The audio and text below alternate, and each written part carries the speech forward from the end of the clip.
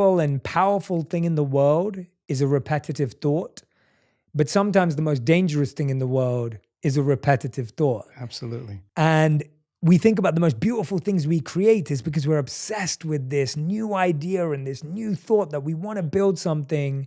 But at the same time, we know countless people who they have a thought every day that says, I'm unlovable, I'm unworthy, I don't deserve love in my life.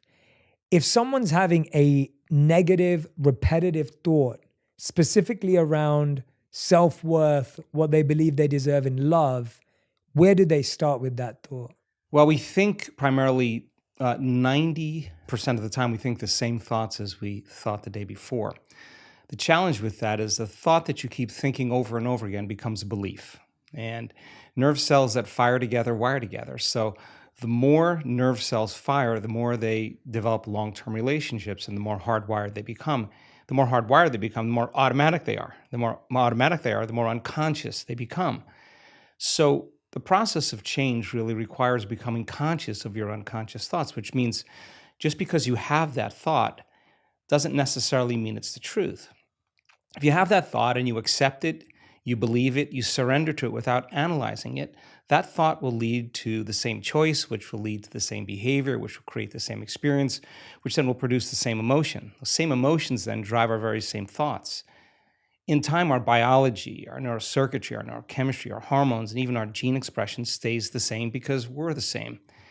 So in the process of change, when you come up against that unconscious belief and you make it conscious, most people get uncomfortable when they confront that thought. And they're stopping an automatic process. And the body, which has been conditioned to be the mind because it's doing something over and over again, that's a habit, is craving the experience because it wants the emotion associated with it, right? So the thought of being unworthy produces the feeling of being unworthy. That feeling then, when the person feels unworthy, tends to cause the person to think more unworthy thoughts. And it only takes a thought and a feeling, an image of yourself and an emotion, a stimulus and response, and you can condition the body to memorize that behavior and that emotional state better than the conscious mind. So the moment we inhibit that thought or the moment we become conscious of it and we no longer accept it, there's a biological craving that takes place in the body because the body has been conditioned to be the mind. So the body starts influencing the mind to think more corresponding thoughts equal to that feeling. So here comes the assault. Then you're not only unworthy, you're everything else that goes along with that feeling. And this is where people have to make up their mind if they truly want to change. Because if you decide to confront that thought and make a different choice, get ready because you're going to feel uncomfortable. It's going to feel unfamiliar. And there's going to be some uncertainty because you're stepping out of familiar territory.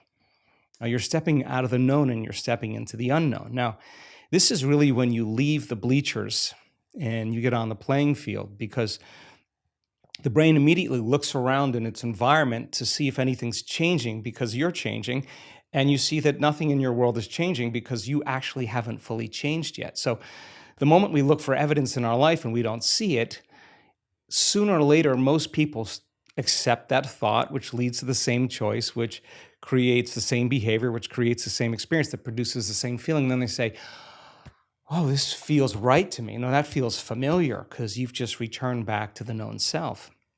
I think that when people truly want to make up their mind to change and they become so conscious of those unconscious thoughts, they would never go unconscious to them again.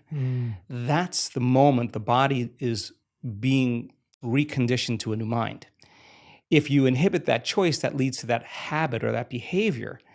A habit is when you've done something so many times, the body knows how to do it better than the brain. Now you're stopping the body from being on its automation, on autopilot.